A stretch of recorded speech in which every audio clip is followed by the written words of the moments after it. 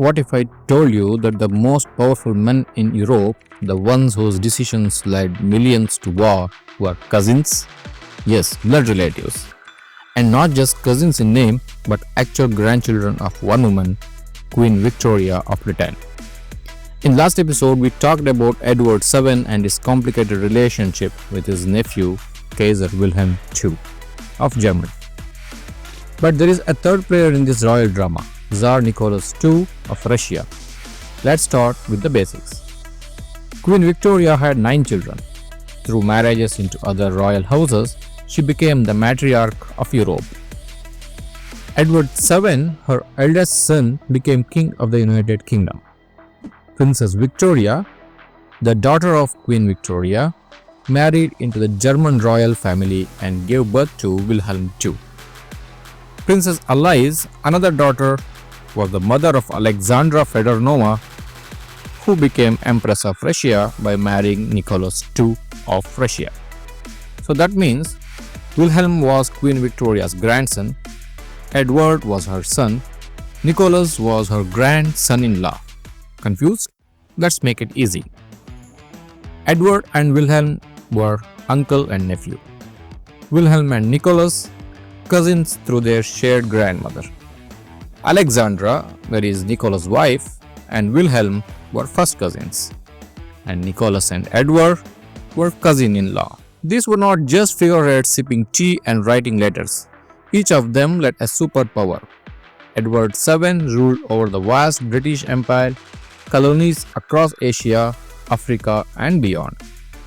Kaiser Wilhelm II commanded the rapidly rising Germany, full of industrial power and military ambitions.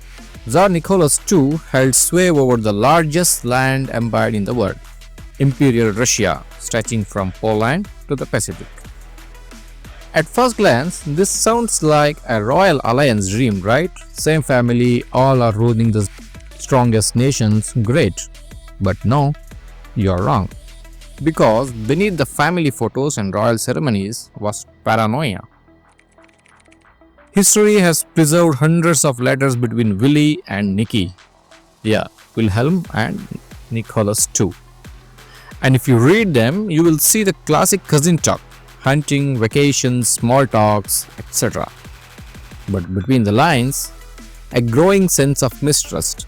Wilhelm often tried to influence Nicholas, urging him to keep Russia away from Britain and France. Nicholas, caught between tradition and revolution in his own country, did not always respond the way Wilhelm hoped and wanted. Meanwhile, Edward used his charm and diplomacy to build ties with France and Russia, forming the famous Entente Cordiale, something Wilhelm took as a direct betrayal. In Wilhelm's mind, it was as if his own uncle and cousin had ganged up against him. Let's talk at who these men were beyond the titles. Edward VII was a seasoned diplomat, cool-headed, strategic, and highly respected in Europe. Wilhelm II was the insecure showman, proud, theatrical, and always seeking validation.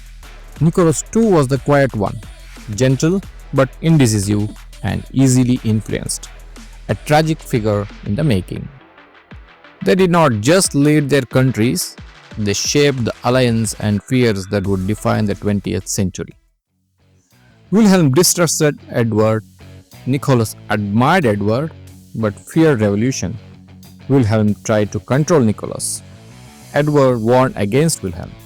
It was a royal triangle full of tension, and Edward, till his last breath, tried to maintain peace, even though his efforts could not stop the storm that was coming.